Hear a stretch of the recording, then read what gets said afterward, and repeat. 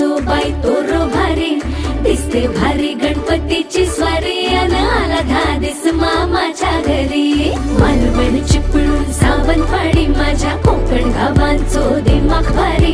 दिसते भारी गणपतीची स्वारी माझ्या कोकणा वाटे तुम्ही वलवा गाडी धमाधमान हाका गाडी माझ्या कोकणचो रस्तो नागमोडी